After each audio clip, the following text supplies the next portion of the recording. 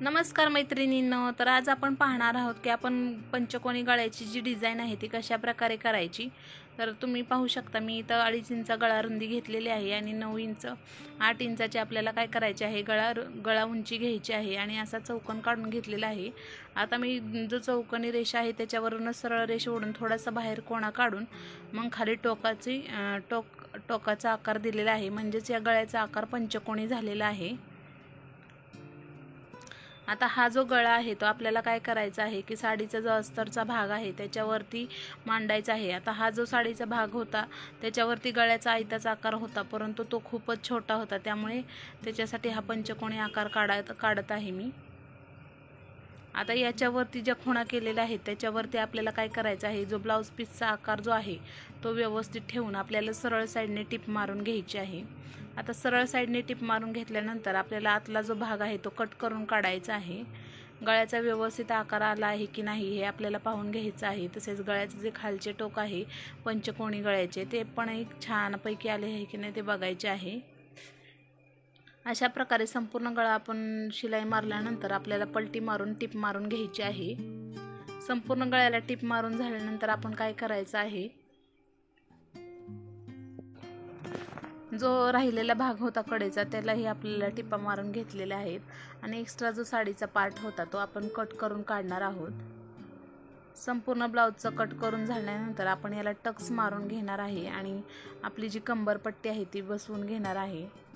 नेहमी अस्तरच्या ब्लाउजला खाली कंबरपट्टी बसवली की आपला ब्लाउज कोणत्याही प्रकारे वर उचलला जात नाही, त्यामुळे आपण नेहमी अस्तरचा ब्लाउज असेल तर ही कंबरपट्टी बसवावीच।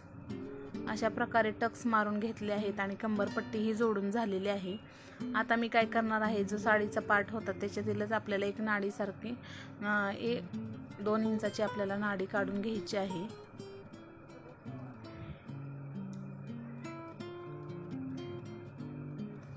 संपूर्ण अशी नाडी काढून घेतल्यानंतर मी याला टिप मारून घेणार आहे। तुम्ही पाहू शकता आता मी नाडी जी आहे ती एकावर एक ठेवून अशी दाबटीप मारून अशी मोठीशी नाडी करून घेतलेली आहे आणि याचे जे 1-1 इंचाचे मी तुकडे करून घेत आहे छोटे छोटे।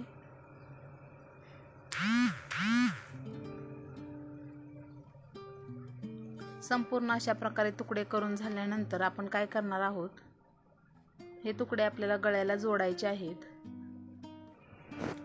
जे तुकडे आहेत ते आपले मधोमध दुमडून जेवढा पंचकोनी आकार गळ्याचा आहे तेवढ्यालाच आपल्याला हे तुकडे जोडून घ्यायचे आहेत। संपूर्ण तुकडे दुमडून आपल्याला व्यवस्थित असे कापडाच्या खालच्या बाजूने आपल्याला हे तुकडे व्यवस्थित स्वरूपात लावून घ्यायचे आहेत। आपल्याला बरोबर व्यवस्थित अशा प्रकारे तुकडे लावून घ्यायचे आहेत।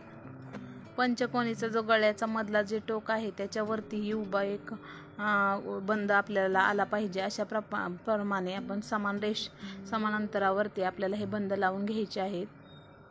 संपूर्ण गळ्याला अशाच प्रकारे संपूर्ण बंद लावून घ्यायचे आहेत।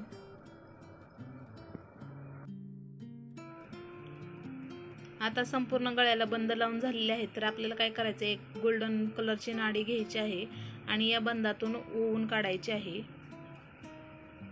सर्व बाजूंनी आपल्याला ही नाडी व्यवस्थित प्रकारे ओवून घ्यायची आहे आणि आपल्या गळ्याला नवीनच डिझाईन तयार करायची आहे।